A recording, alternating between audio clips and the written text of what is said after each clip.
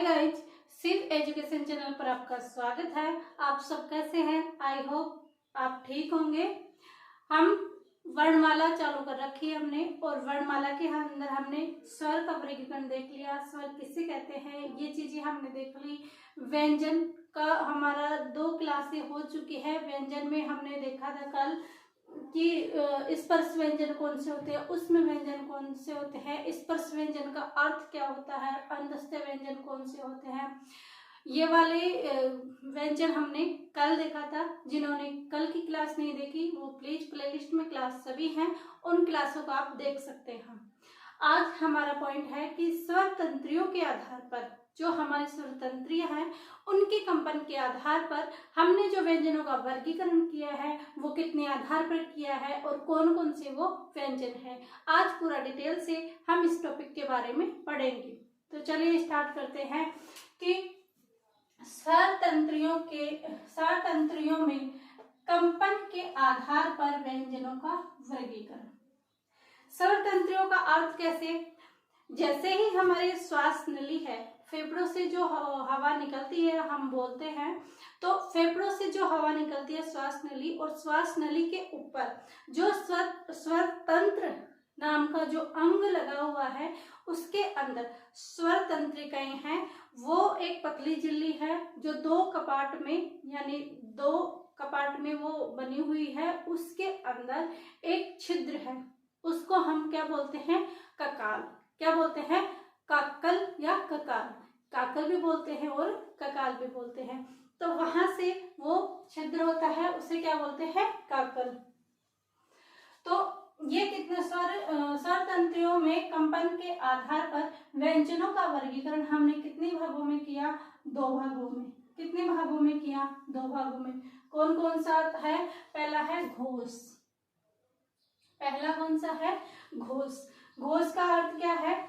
जिनके उच्चारण में स्वर तंत्रियों के निकट आ जाने से उसके बीच में से निकलती हवा उनमें कंपन होता है। ये यहाँ पर ध्यान रखना कि उनमें क्या होता है? कंपन होता है। जिसका हम उच्चारण करते हैं, वह जो फेफड़ों से हवा निकलती है, फिर हम उसका उच्चारण करते हैं और हमारे स्वर तंत्रियों में अब वो झिल्लियां आपस में आ जाने से उनके अंदर जो कंपन होता है, ध्यान रखना, कंपन होता है, तो वो क्या कहलाएंगे? घोष वर्ण कहलाएंगे। यानी जिन व्यंजनों के अंदर कंपन होता है वो कौन सा होगा? घोष व्यंजन होंगे। अब घोष व्यंजन कौन कौन से होंगे? वर्णों के 3, 4 और 5 वर्ण। वर्णों के वर्ग के, यहाँ पे आएगा वर्ग। वर्णों के वर्ग के 3, 4, 5। जैसे कैसे? हमने बोला क, ख, ग, तो इसमें तीसरा आ गया ग। तो ग कौन सा होगा? घोष वर्ण के अंदर माना जाएगा। फिर चौथा घ, ण, तो ये 5वां। तो तीसरा, चौथा और 5वां ये वर्ण किसकी श्रेणी में आएंगे? ये घोष वर्ण की श्रेणी के अंदर आएंगे। इन्हें हम घोष व्यंजन कहेंगे। और कौन से आएंगे? य, व, र और ल। कौन से व्यंजन है ये? य, व, र और ल। ये सभी अंतस्थ व्यंजन है। इन अंतस्थ व्यंजनों को भी हम किसके श्रेणी में लेंगे? घोष की श्रेणी में लेंगे। घोष व्यंजन ध्वनियों की श्रेणी में हम लेंगे। हमने देखा 3, 4, 5 वर्ग के। कौन से वर्ग के हैं? वर्ग के 3, 4, 5 य, व, र, ल तथा स्वर ध्वनियां। ध्यान रखना, स्वर ध्वनियां किस में जाएंगी? घोष में जाएंगी, अघोष में नहीं जाएंगी। तो स्वर ध्वनियों में घोष वर्ण होते हैं। किन किन में होता है? 3, 4, 5 वर्ण, या य, व, र और ल तथा सभी स्वर ध्वनियां किस में जाएंगे? घोष वर्ण के अंदर जाएंगे। सभी मौखिक तथा अनुनासिक स्वर घोष होते हैं। कौन कौन से? जो मौखिक होते हैं और अनुनासिक होते हैं वो कोई क्या होंगे? घोष होंगे। कभी भी मौखिक तथा अनुनासिक को अघोष के अंदर मत लेके जाना। ये कौन से होंगे? घोष होंगे। ये हमारा घोष हो गया। फिर दूसरा है अघोष। हमने स्वर तंत्रियों में कंपन के आधार पर कितने वर्गों में बांटा था? 2 वर्गों में। कौन कौन से? घोष और अघोष। अब हमारा दूसरा है अघोष। अघोष किसे कहेंगे, ध्यान से पढ़ना।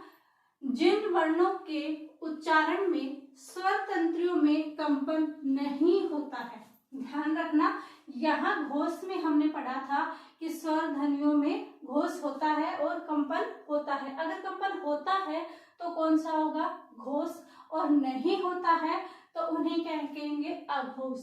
आप ऐसे याद रख सकते हैं, जैसे हम किसी भी चीज को मना करते हैं तो न पहले लगाते हैं कि नहीं करना हो या ना करना तो ना लगाते हैं। इसके अंदर ध्यान रखना, हमें नहीं किस में लगाना, ए में। जहां घोष है यानी उसके अंदर कंपन होगा, घोष के अंदर कंपन होगा और हमने ए लगा दिया। ए मतलब नहीं, ए का अर्थ यहाँ पे देखना है कि ए का हमने देख लिया कि नहीं, घोष के अंदर कंपन नहीं होगा। ऐसे करके हम घोष और अघोष में फर्क देख सकते हैं कि घोष में कंपन होगा और अघोष में कंपन नहीं होगा। ठीक है, ये दोनों चीजें हमने देख ली। अब वर्ण कौन से होंगे, वर्णों के यानी वर्ग के पहला और दूसरा, पहला दूसरा वर्ण, जैसे क ख ग घ अण, तो इसके अंदर क और ख ये क्या हो जाएंगे, अघोष हो जाएंगे, और घोष हो जाएंगे घ घ अण।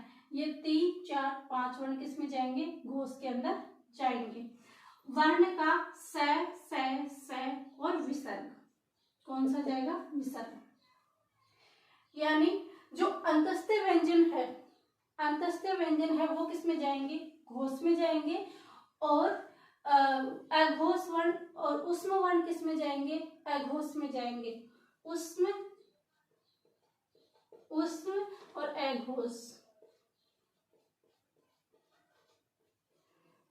इसमें भी 3 यानी ए की टाइप में आ रहा है और इसमें भी ए आ रहा है। ये दोनों उ, इसको अगर हम हटा देते हैं तो उ अगर इसे समान मान रहे हैं तो इसके अंदर आप ध्यान रखना, कंफ्यूजन नहीं होने के लिए ये तरीका है। वैसे तो ये नहीं है, लेकिन हम कंफ्यूजन होते हैं कि उसमें वर्ण किस में जाएंगे और अंतस्थ व्यंजन किस में जाएंगे।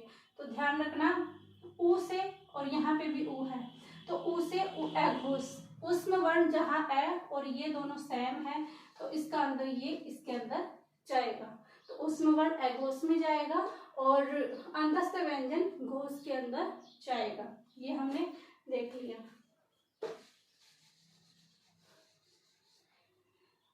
अब हम देखते हैं कि कौन कौन से वर्ण घोष हैं और कौन कौन से अघोष हैं। ये हमारी याद करने की है कि 3 4 5 वर्ण के और अंतस्थ व्यंजन और सभी स्वर ध्वनियां किस में जाएंगी, घोष में जाएंगी, और अघोष के अंदर जाएंगी पहला दूसरा।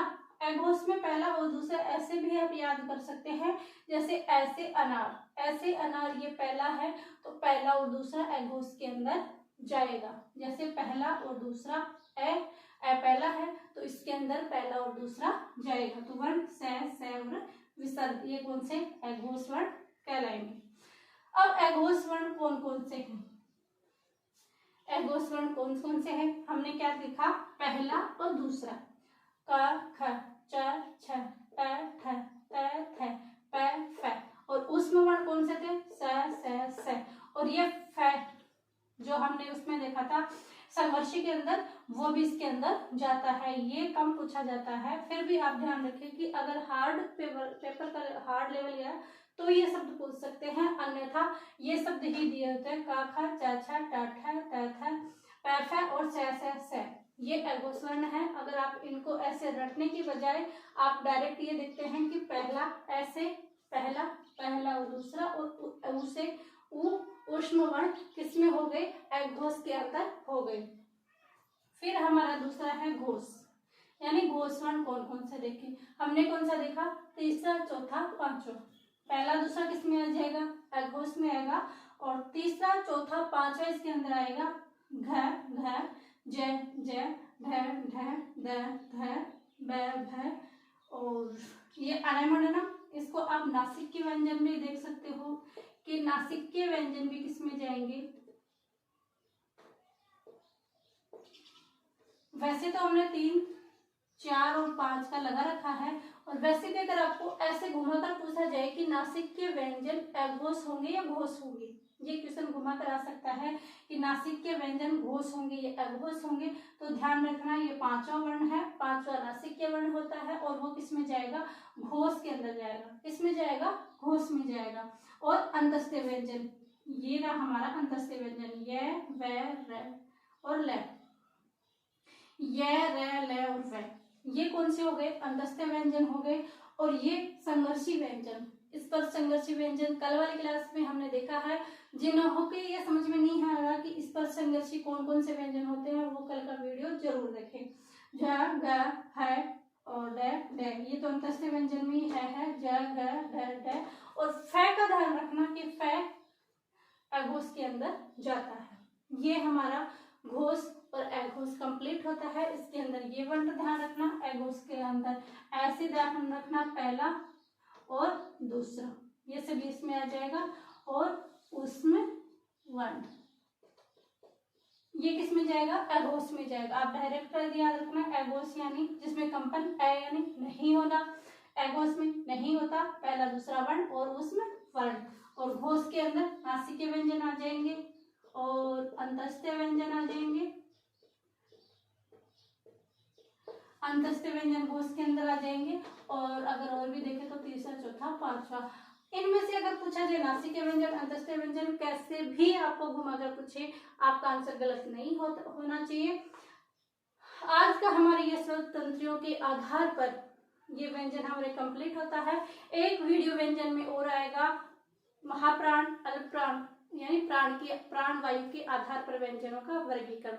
उसके बाद सारे व्यंजनों को एक जगह लगाकर एक ही स्लाइड में आपको समझा दिया जाएगा। यह वीडियो आपको कैसा लगा आप हमें कमेंट करके जरूर बताएं और वीडियो को लाइक, शेयर एंड सब्सक्राइब जरूर कीजिए। आप सभी का धन्यवाद। Thank you.